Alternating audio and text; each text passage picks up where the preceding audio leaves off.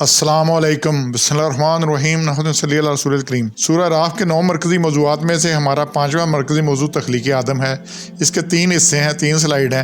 پہلے حصے کے 4 ضمنی موضوعات ہیں، جس میں سے پہلا ہے تخلیق آدم۔ تخلیق آدم میں یہ جو کل 8 نکات آ رہے ہیں، پہلا جو ہے آیت 11 سے ہے، پہلا اور دوسرا کہ اللہ تعالیٰ نے خود انسان کو پیدا فرمایا اور اس کی شکل و صورت بنائی، اور پھر فرشتوں کو آدم علیہ السلام کو سجدے کا حکم دیا۔ اس کے بعد 19 نمبر آیت میں سے 2 پوائنٹس ہیں جی۔ آدم علیہ السلام اور ان کی بیوی کو جنت میں کھانے پینے کی کھلی آزادی دی، اجازت بھی دی رہنے کی اور آزادی بھی دی اور ساتھ ہی تھوڑی سی چوتھا پوائنٹ ہے، فقط ایک درخت کے پاس نہ پھٹکنے کی پابندی لگائی اور کہا اگر نافرمانی کرو گے ظالم ہو جاؤ گے، اور یہ یہاں تک یہ بات چلی۔ پھر جب نافرمانی ہوئی 5واں پوائنٹ ہے، اور چھٹا 24 نمبر آیت میں سے، اور 7واں پھر کیا ہوا، پھر آدم علیہ السلام کا بھی جنت سے اخراج ہو گیا، ان کو نکال دیا گیا اور انسان اور شیطان کی کھلی دشمنی کی تنبیہ کر دی گئی۔ اور 7واں ہے کہ انسان کو زمین پر جملہ سامان زیست کے ساتھ محدود زندگی گزارنے کی اجازت دی گئی 24 نمبر آیت میں۔ اور پھر 8واں آخری پوائنٹ میں زمین پر ہی بھی انسان کی زندگی پھر موت پھر دوبارہ زندگی کے لیے اخراج ہوا۔ اب یہ 8 نکات ہیں، ہم تھوڑی اس پہ بات کریں گے۔ تو یہ جو سارا سلسلہ ہوا نا جی، تو اللہ تعالیٰ نے پہلے تو آیت نمبر 11 کو دیکھیں کہ خود انسان کی تخلیق کی اور بڑی احسن صورت بنائی، بڑی خوبصورت صورت بنائی، اس سے اچھا کوئی صورت نہیں۔ اور پھر اس میں جملہ اپنی روح پھونکی ہے، جب اپنی روح پھونکی تو جملہ صفات اس میں اللہ نے دی، اور پھر فرشتوں کو حکم دیا کہ سجدہ کرو۔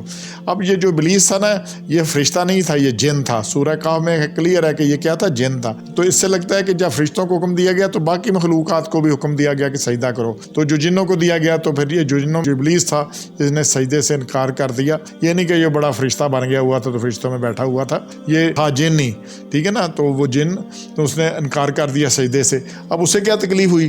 ابلیس کا گمان یہ تھا کہ آگ مٹی سے افضل ہے، کیونکہ آگ لطیف ہوتی ہے اور مٹی کثیف۔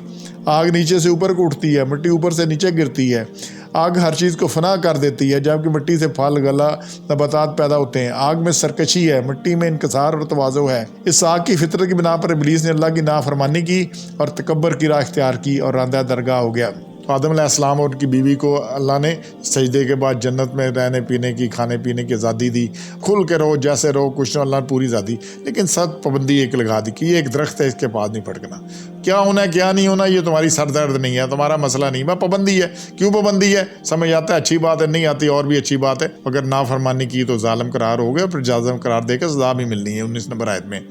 اچھا، جب شیطان نے پھر بہکایا انہیں کہ بھئی یہ کیا اس سے کرنے سے یہ ہو جائے گا، تم فرشتہ بن جاؤ، یہ جو شیطان نے یہ بہکایا کہ بھئی تم فرشتہ بن جاؤ گے اور تمہیں ہمیشہ کی زندگی مل جائے گی، تو جو نافرمانی ہوئی اس لیے نہیں ہوئی کوئی معصیت کا، کوئی گناہ کا، کوئی اس میں اللہ کی نافرمانی کا تھا، یہی تھا۔ ہر کوئی چاہتا ہے کہ میں فرشتہ بن جاؤں، سب سے نیک بن جاؤں، تو فرشتہ بننے کے اس میں شیطان نے سبز باغ دکھایا، چکر چلایا، اور پھر ہر کوئی کہتا ہے عمر لمبی ہو جائے، تو اس نے شیطان نے وہ چکر چلایا اور اس کو گرا آپ سے حضرت آدم سے نافرمانی کرا دی، درخت کا پھل انہوں نے کھا لیا، درخت کے قریب چلے گئے۔ اللہ نے کہا اچھا یہ نہیں کہا کہ کھانا نہیں آنا، پھٹکنا ہی نہیں، پاس جانا ہی نہیں، بس وہ چلے گئے۔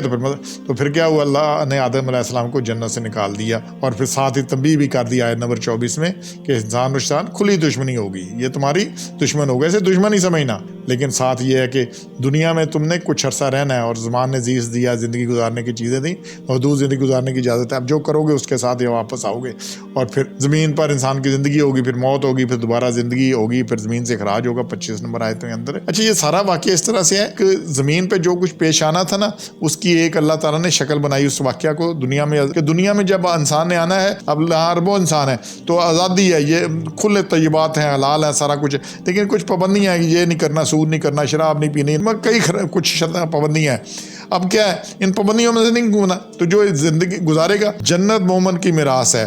اب اللہ نے انسان کو نکالا ہے، جو مومن اللہ کا حکم مانے گا، ایمان کے ساتھ والے اعمال کرے گا، وہ واپس جنت میں چلا جائے گا، جو نہیں کرے گا وہ بھگتے گا۔ تو شیطان سے بھی اللہ نے خبردار کر دیا اور یہ بھی بتا دیا کہ نافرمانوں کو جنت میں داخلہ بند ہے، تو یہ جب نافرمانی کریں گے تو بند۔ یہ سارا واقعہ جیسے وہاں ہوا تھا، آدم کو نکال دیا گیا تھا، یہاں بھی وہ جو آدم کے بیٹے ہیں جو نہیں کریں گے انہیں جنت میں داخلہ نہیں ملے گا، نکال دیا جائے گا۔